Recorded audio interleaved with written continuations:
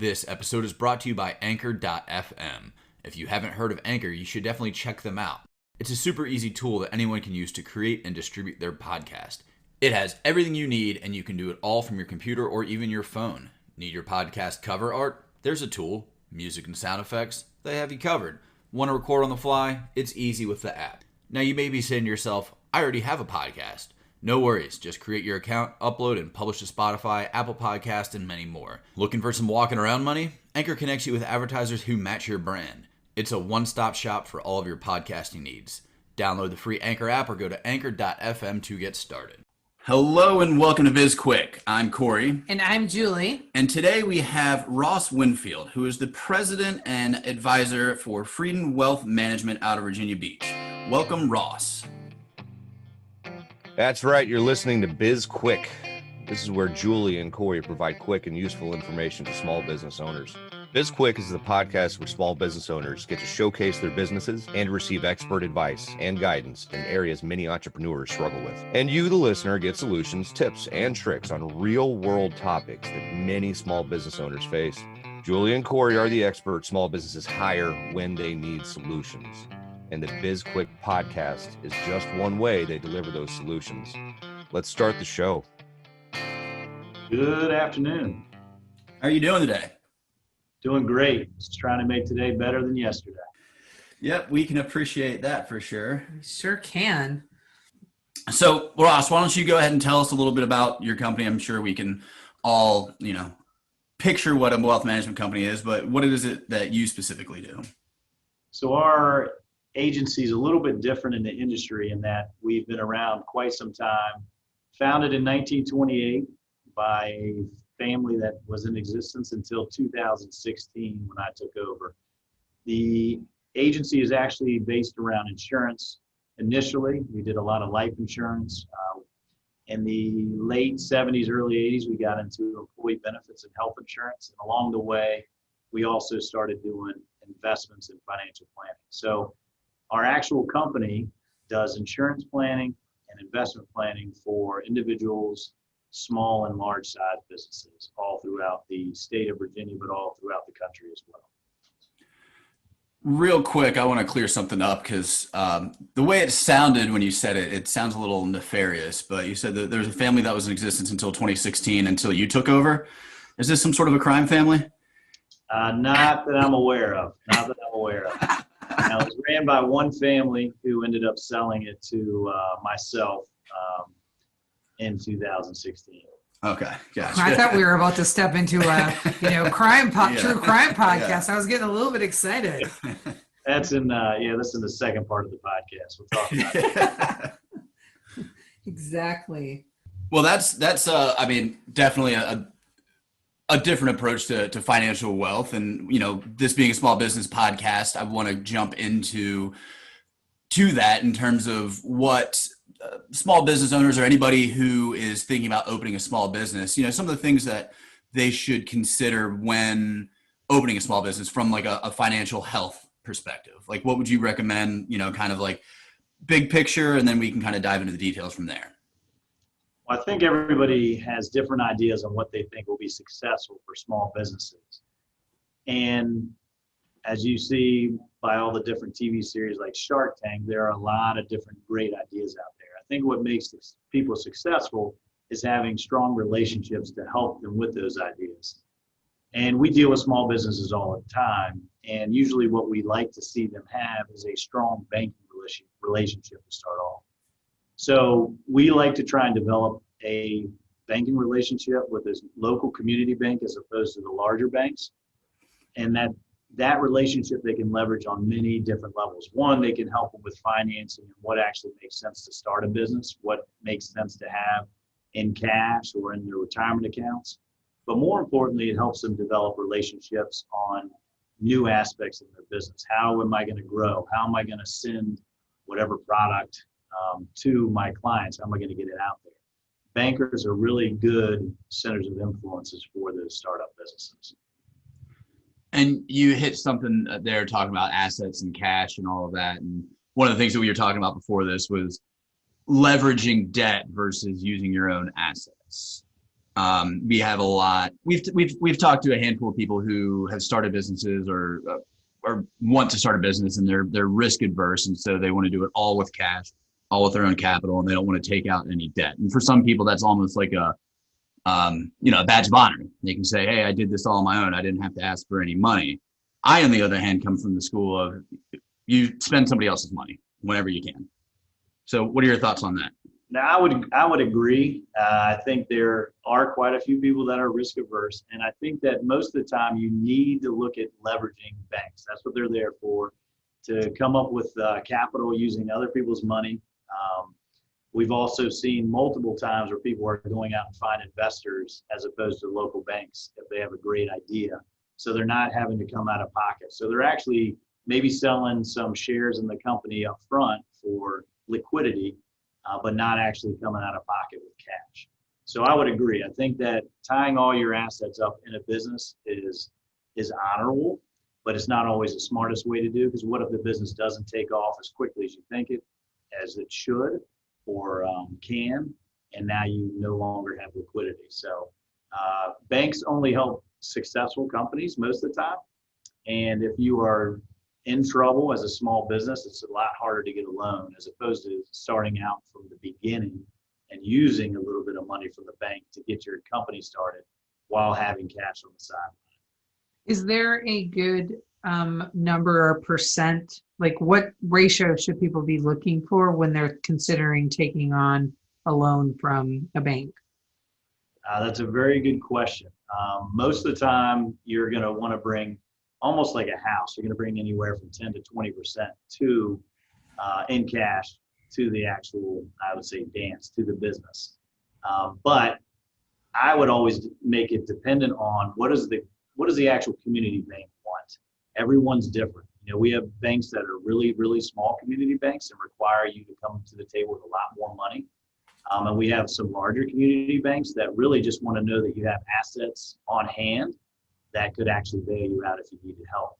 And they'll give you a lot more of a loan, which is what I would do if I was starting a business. So then I'm not using my own money. You always have your own money to fall back on, but you're using bank money first to actually start the company.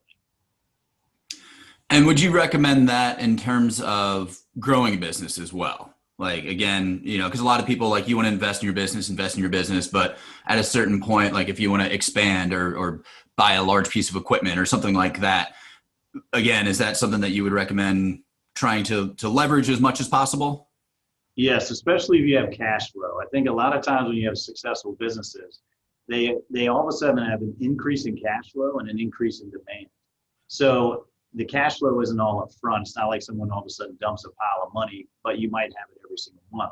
So if you can actually use the bank to create a bunch of capital, then you can actually now go out and buy all the products that you need, or the equipment that you need, or even the help that you need, which is a lot of what ends up happening as a business grows. You may not need equipment, but you need good people. And with good people, you might need to have some kind of bonus system to get them in front of you to find the better employees out there. I think what normally happens with small businesses, all of a sudden now I'm becoming very successful. We were actually talking to an IT company that 5 years ago, they only had 5 employees. Now they're up to 36 employees. And they're trying to figure out, they're picking up a government contract where they're picking up 2,600 new users, is what they call it. And they can't figure out how they're going to find people. So usually small businesses, they become very successful, and then they're trying to figure out how do they keep up with that growth.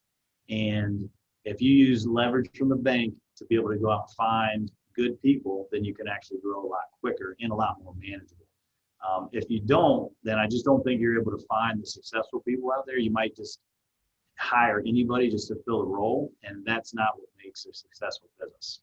Right. We've seen hiring is a very, very tricky area for a lot of small business owners, and just being able to find quality employees. We have a number of clients who struggle with that. What are your thoughts on borrowing against your 401k? So I think it is an option, and obviously that is a lot of people's biggest asset, which I always say try not to make that your biggest asset, especially as you're growing. It's better to have assets that are more liquid, just investment accounts. But if you were going to do it, it's definitely a viable option. I would say to only take out a percentage. They limit how much you can pull out anyway. You can really only pull out up to $50,000 in most cases out of your 401k to leverage a business. But you can usually use a 401k as leverage for a bank to actually get a loan. So as long as you have it as an asset, the bank's considered an asset, and you can actually use it as kind of a leveraging tool. Okay.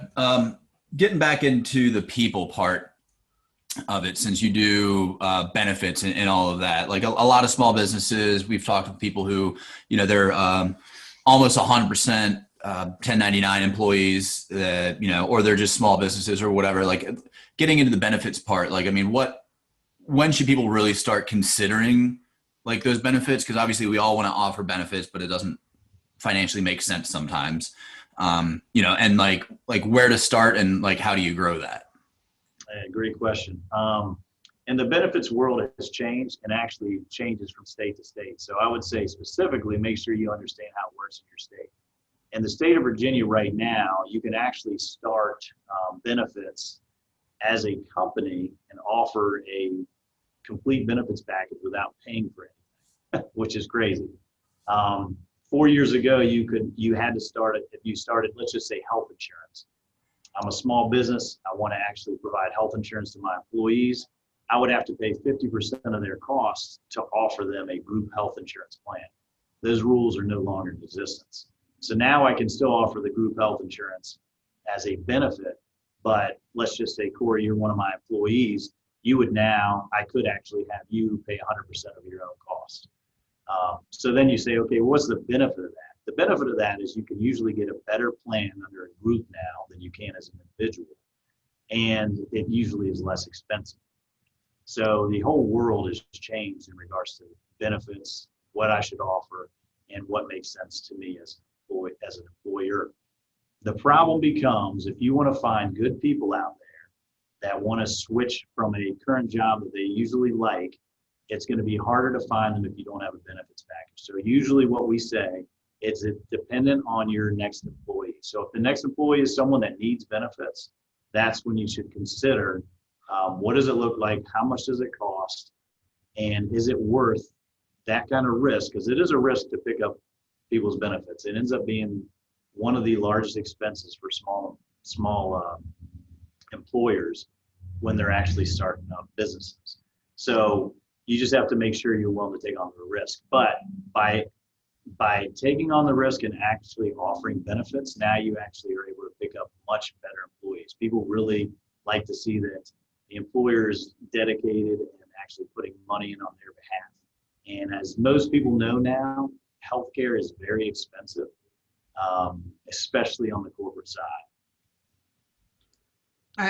I literally, before we jumped on this podcast, was wrapping up a phone call with a friend who he's a small business owner, and he has an employee he really, really wants to hire, and he doesn't offer benefits. And so he's like, I can't hire him without the benefits because he needs them and he's really good. And so this is such a great advice for perfect, very, very good timing. And I can't wait to share it with him by telling him to listen to the podcast. Yeah. And we didn't plan that at all, but it's a great segue into my next question for people. Cause I think the finance side of things, the just ballparking, calculating, whatever, like it's something that a lot of people just kind of put their head in the sand because they don't want to think about it. It's not something a lot of us got any schooling on, like there are very few classes that, like I was a business major and I had very few finance type classes. Is there like kind of a ballpark number that somebody, like a percentage that somebody could factor in when they're trying to figure out, okay, like if I'm going to give this person this hourly rate or this salary, I can expect that I'm probably going to have to pay about this much more in benefits. And I know that it varies depending upon what those benefits are, but like, is there just kind of that ballpark so when they're starting to crunch some numbers? I wish I could say yes. The reality is there isn't, and it's because it's multiple factors. One, how much am I paying this person? And two, how old are they? So benefits are so much based on age at this point, which they have always been, especially for small companies. So, Julie, you just mentioned that you were talking to one of your friends or one of your another gentleman that works, and he's trying to figure out if he can hire this person, and he's just not sure he's going to be able to because of benefits. Well, how old is the person that they're trying to hire? And does it make sense for that person to hop on a group health insurance plan and offer other benefits, or does it make sense for them to go through the Affordable Care Act and just have an individual health insurance plan? Well, I couldn't tell you that unless I could tell you how much he was making every year. If this person was making $30,000 a year, then it would probably make a whole lot of sense to put them on an Affordable Care individual health insurance plan, and the benefits don't make that much of a difference at that point. But if they're making $80,000, $90,000, $100,000 a year, the Affordable Care Act does not work for them. It ends up being a much more expensive cost. And now the group benefits or the employee benefits that you offer through the company are much more attractive. The premiums are less expensive. The deductibles and co-payments are less expensive under the corporate plan than they are under the Affordable Care Act. So there are a lot of variables, and you really have to do your homework and make sure you have someone that you can talk to about it, because the numbers can be drastically different. So my family and I, just so you have an idea, there's 4 kids, me and my wife, and we're on a group plan through the company. I think we pay right now about $1,600 a month. And that is for a $5,000 deductible. So, we're talking real numbers, and you have to decide, okay, well, I'm hiring this person. It's not just him anymore. It's not just him and his wife. It's now him, his wife, 2 children. How much is that really going to cost? And as a company, what am I willing to pay? I don't have to pay all of it. I don't even have to pay any of it, as you heard me say earlier in the segment. But if I want to pick him up, he's already getting something from his current position. What do I need to do to match that or come close to it so he's willing to leave and start something new? So the numbers could be that's why I say this sometimes becomes, if not the most expensive, it definitely becomes the most expensive insurance that they actually put in place as a business, even over workers' comp and liability, employee benefits, or what we call health insurance. It also equates, dental and all those other benefits, but it becomes a very expensive proposition for the company. We wanted to take a quick break to tell you more about SB Pace, the small business consulting company that makes this podcast possible. SB Pace, which stands for Small Business Planning, Advising, Coaching, Expertise, focuses solely on helping small businesses and entrepreneurs. Are you looking to start a small business of your own? SB Pace can get you up and running with a solid foundation that's built to last. Are you an existing small business in a slump or just looking for ways to improve what you do? We can help with that. Are you ready to take your business to the next level? SB Pace is the partner you need. You can find out more about SB Pace and what we have to offer by visiting our website, sbpace.com. I had no idea that ACA was more expensive for you if you earned more money. I don't know how I didn't know that. I really just thought it was based on, I don't know why I thought it was based on your age and your health. Yeah, it no longer is based on health at all. And that's the big debate, if you hear it on the news, about all these people losing pre-existing conditions, which if you actually read it, that's not what's going to happen. But that's where the big buzzword of pre-existing. So with the Affordable Care Act, all pre-existing conditions kind of went away. So now if they're not basing it on health, they're really only basing it on age. And the only way they can make it work, and it's not really working, but it is working for certain people, is based on income. So if I have a person that's making $20,000 or $30,000 a year, the Affordable Care Act is awesome. Even if I have let's say it was me, and I'm only making $50,000 a year, my wife doesn't work, I still have those same 4 children, then the Affordable Care Act actually was really good. But when you start getting over $50,000, $60,000, $70,000, $80,000 a year of income, now the Affordable Care Act is not as pretty. And what ends up happening, and hopefully I'm not getting too much in the weeds on this, but what ends up happening is now all of a sudden I have a higher deductible, higher co-payments, a higher drug plan, and a higher premium. So the Affordable Care Act is awesome when you're not making very much money, or you could be making more money, but as you start going up the scale, and that's why there's the big debate, because it really helps a lot of people, and those people probably need to be protected. But there's a lot of people that it is so punitive to be on the Affordable Care Act, and that's the only thing they can get on with high deductibles if it's not offered through their corporate plan.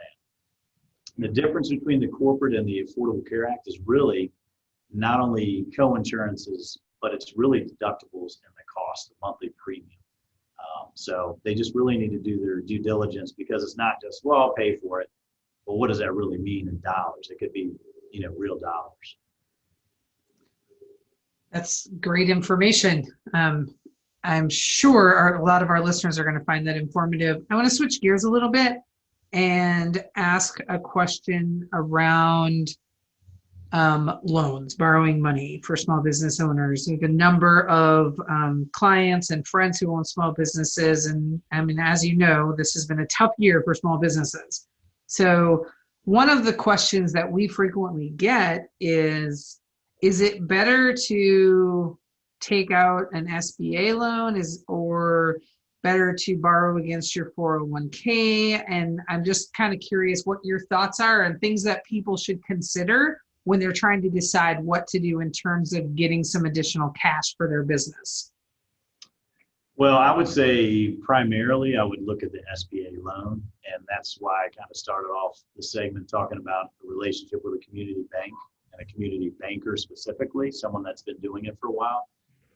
Using their expertise can really help you grow as a business, especially if you build a long-term relationship.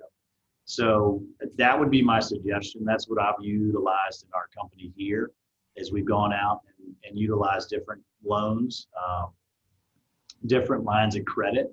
So if we have a slow month, or if we want to grow and we just think there's an opportunity out there, we're able to pull from that. It's already available. They usually allow you to hold them for a certain amount of time. Usually it's about 12 months. And if you don't use it, then you just have to re-sign and state that you have good financials the following year. But you can do it ahead of the need so that you're ready when the need comes available, whether it's like Corey, I think you mentioned earlier, whether it's equipment or whether it's people, you have the money set aside. And I will tell you if this time where I think everybody's learning on the job right now, how things are changing.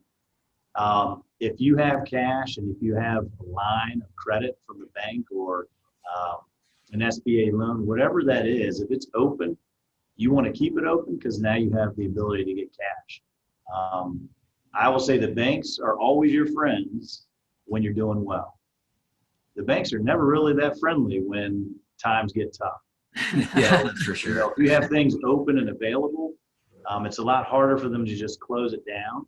So we always just say, make sure you have, even when people retire, which is completely off the subject, but even when people retire, they always ask me, do I want to pay off my house? I'm like, that's fine, but you always want to keep an equity line open because you just don't know. You need to have access to cash just in case, because when you're retired or when you're just starting a business, it's almost the same thing. You're now almost starting over, and the banks see that. So you just want to, if you have the ability of having some kind of leverage or loan from a bank, keep it available, and I would utilize that first. Speaking of having cash and cash available and all that, and there's like the old adage of you should always pay yourself first and all that. And I know you can't get into specifics, but when it comes to just setting yourself up financially, like, so for instance, I'm very like, I have no problem with risk. I'll throw it all on the line, and, probably to a fault because I probably should be putting more away than I am right now. Like, is there anything like in terms of like, what people should be thinking about just to like take care of themselves? And then, like you said, keeping things more liquid. So we've had a couple of conversations and I keep asking you like, hey, what should I do with that? And you're like, just keep it liquid. Just keep it liquid. And I'm like, but I feel like I should be doing something with this. And you're like, nope, just keep it liquid. Like, do you have any advice for, and I know, I mean, every scenario, is different, but just kind of, overarching advice for people? That's a great question. I think especially with small business owners, the hardest thing to quantify is what the value of your business is. So as you're growing, it makes the most sense to throw money, especially if it's successful, back into your business, where you're not actually putting money into retirement accounts or just investment accounts specifically. You're putting it back in the business, and that's probably what you should be doing. You're investing in yourself.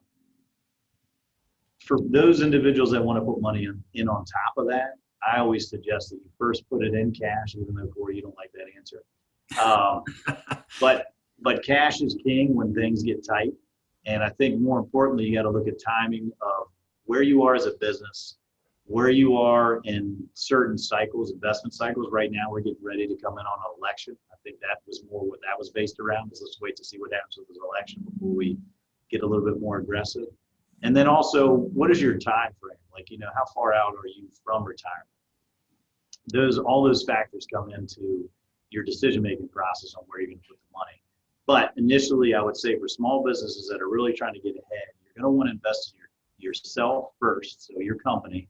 2, you're going to want to put some cash aside, whether it's corporate cash or individual cash, it doesn't really matter. It's still your money. And then thirdly, and what's important to grow is really starting to look at retirement account assets. So putting in a 401k or a simple IRA, depending on your size, and just making sure that you let your employees know that the benefit's there and that it is an important benefit to have. Okay, appreciate the answer there, and I'm still going to keep bugging you because I feel like I need to do something with my cash, but but like I said, we're running out of time. So one last question or comment from you. If you could give a small business owner one piece of advice, and you'll never be able to talk to him ever again, what would that be? Build relationships with people that you can trust. And what I mean by that is if you have somebody that you can trust that, as we mentioned multiple times throughout this podcast, is a local community banker that's well respected, build that relationship. If you have someone that helps you with financial planning, build that relationship. If you have someone that can help you with benefits, build those relationships. Because ultimately, I think all of us are successful based on some skill set that you have as a business owner, whatever business you're in, but it also is based on relationships. And the more people that you can trust and rely on and throw ideas to, you're going to be so much more successful as a business. So I would just say continue to grow the relationships and use those relationships to grow as a business. Awesome. Thanks, Ross. It's great advice. Great advice. Can you go ahead and tell everybody where we can find out more about you and your company? Yeah, so we do have a web page, even though, the company was started in 1928, we started updating some of our literature recently. So you can find us on www.friedenwealth.com, which is Frieden, Frieden, wealth.com. And you can always do the old school thing and call us. You can reach out. We're in Virginia Beach, Virginia. We do work with people all throughout the state, and like I said, in multiple ventures throughout the country. So if you just had questions, you just want to run ideas by us, if you just wanted to ask us more information about certain benefits, and feel free to reach out to us. Phone number here is 757-340-9777. Great. Thank you so much for joining us today, Ross. And thanks to our listeners. We really appreciate you tuning in, and we will put everything Ross just said in the show notes. And you can connect with us on social media. We're on LinkedIn, Twitter, Instagram, and Facebook. And if you want to reach out to us in any other way, you can check us out on our websites at sbpace.com and bizquickpodcast.com. And while you're out there surfing the internet, go ahead and subscribe to our podcast and like us. And while you're at it, give us a review. Because we love feedback. Yes, and we do.